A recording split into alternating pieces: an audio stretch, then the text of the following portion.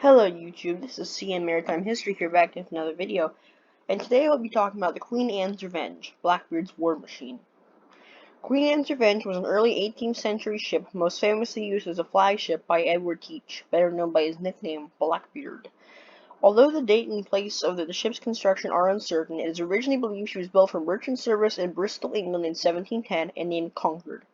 Later captured by French privateers. The difference between privateers and pirates is privateers are paid pirates, and they are royally sanctioned by the crown to do the act of pirating. Pirates, just pirate. That's about the difference. Captured by French privateers and renamed La Concorde. After several years' service with the French, both as a naval frigate and as a merchant vessel, much of the time as a slave trading ship, she was captured by Blackbeard in 1717. Blackbeard used the ship for less than a year, but captured numerous prizes using her as his flagship. In May 1718, Blackbeard ran the ship aground at Topsail Inlet, now known as Beaufort Inlet, North Carolina, United States, in the present-day Carteret County. After the grounding, her crew and supplies were transferred to smaller ships. In 1996, Intersol Inc., a private firm, discovered the remains of a vessel that was later determined to be Queen Anne's Revenge, which was added to the U.S. National Register of Historic Places. The ship that will be known as Queen Anne's Revenge was a 200-ton vessel believed to have been built in 1710. She was handed over to René Duguay Trouin and employed into service for some time before being converted into a slave ship. Then operated by leading slave trader René Montaudin of Nantes until sold in 1713 in Peru or Chile.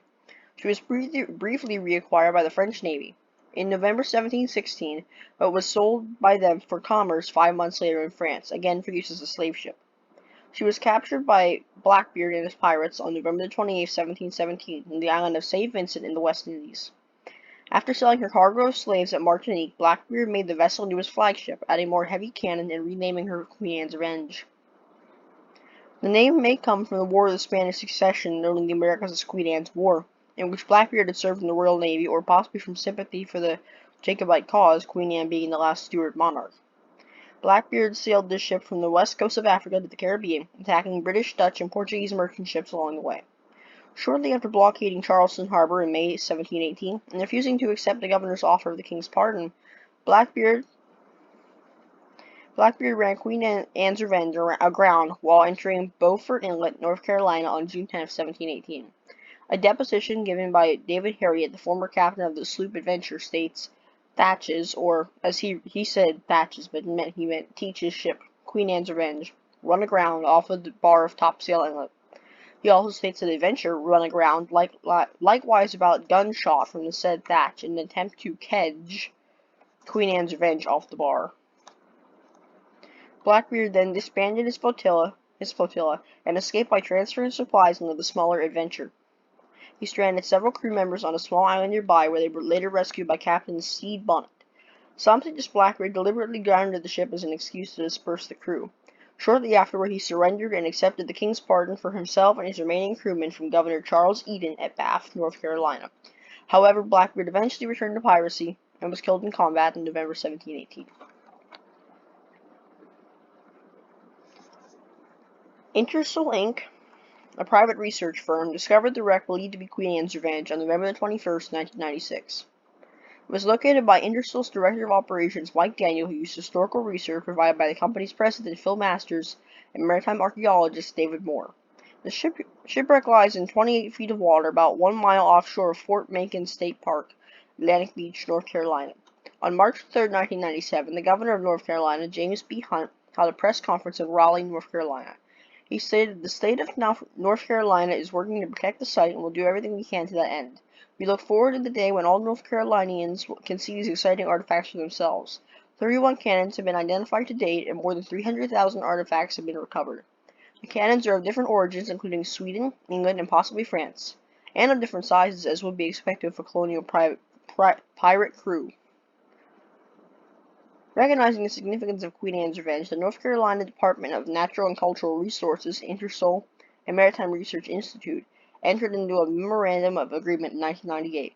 Intersol agreed to forego entitlement to any coins and precious metals received from the wreck site in order that all artifacts remain as one intact collection, and in order for NCDMCR to determine the ultimate disposition of the artifacts.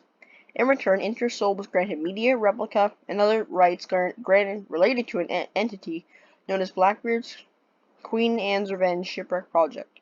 MRI was granted joint artifact touring rights of NCDNCR. All of them, including Rick Allen of Nautilus Productions, signed a settlement agreement on October 24, 2013, connected the commercial replica and promotional opportunities to the benefit of Queen Anne's Revenge. The state of North Carolina owns the wreck since it lies in state waters within the 3-mile limit. For 1 week in 2001, live underwater video of the project was webcast to the internet as part of the QAR Dive Live educational program that reached thousands of children around the world.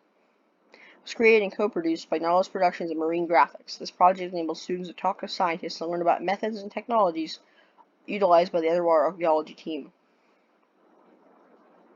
By the end of 2007, approximately 1/3 of the wreck was fully excavated from the seabed. Part of the hull of the ship, including much of the keel and part of the stern post, had survived. The 1,500-pound stern post was recovered in November 2007. The NCD-NCR set up the website Queen Anne's Revenge to build on intense public interest in the finds. Artifacts recovered in 2008 include loose ceramic and pewter fragments, lead strainer fragments, a nesting weight, cannon apron, ballast stones, a sword guard, and a coin. In 2011, the 3,100-pound anchor from the ship was brought to the surface, along with a range of makeshift weaponry, including a Lagrange or canister shot. In 2011, National Geographic confirmed that the shipwreck was Queen Anne's Revenge. And in 2013, National Geographic Society reported recovery of 2 cannons for Queen Anne's Revenge. These were iron 6-pounders manufactured at Arundel's Works in Södermanland, Sweden in 1713. These were the 23rd and 24th of the 31 cannons identified at the wreck site. So as you can see in this picture, this is a picture of one of the cannons being raised from the wreck site of the Queen Anne's Revenge. I hope you guys have enjoyed this shorter video than normal. I still like this topic. It was recommended by a friend. So I hope you guys have enjoyed this video. Please don't forget to like and subscribe.